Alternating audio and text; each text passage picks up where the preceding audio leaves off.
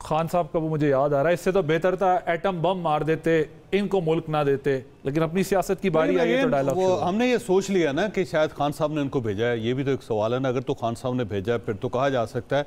और ये भी कि क्या सिर्फ मौलाना फजलुर रहमान साहब से मिलेंगे या दूसरी पार्टियों से भी मिलेंगे। अगर ये दूसरी पार्टी से भी मिलते हैं तो फिर तो कहा जा सकता है कि पीटीआई अफवाम तफहीम की तरफ जा रही है। लेकिन अगर सिर्फ मौलाना तक रहता है तो फिर ये मामला नहीं चल सकता। दूसरा ये है, लेकिन साहब आपको लगता है कि बगैर खान साहब के अप्रूवल के ये दोनों, मेरा ख्याल है बगैर अप्रूवल के गए, उन्होंने खान साहब से नहीं पूछा होगा, क्योंकि असर कैसर साहब भी राब्ते में नहीं है खान साहब के, और अली मोहम्मद खान साहब भी राब्ते में नहीं है।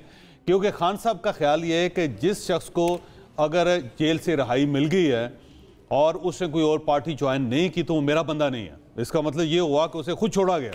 तो अली मोहम्मद खान साहब के साथ वो कंफर्टेबल नहीं है। वो समझते हैं कि इससे शायद किसी ना किसी जगह एडजस्टमेंट करके फिर ही आया है, क्योंकि इसके बाद दोबारा पुलिस इसके घर नहीं गई।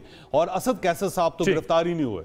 जब गिरफ्तार ही नहीं हुए एक शख्स, और दूसरा वो परवेज खटक साहब के साथ बैठ के उन्होंने प्रेस कॉन्फ्रेंस भी कर ली थी, तो इमरान खान साहब इन दोनों को अपना बंदा या अपनी पार्टी का रुकन नहीं समझते।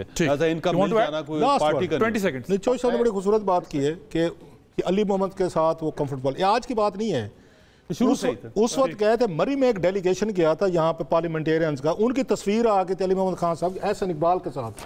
खान साहब ने बुला के जो हशर किया था अली मोहम्मद खान साहब, बताइए ये कौन सी बात? 2018 में टिकट नहीं दे रहे थे, वो मीडिया ने शोर मचाया।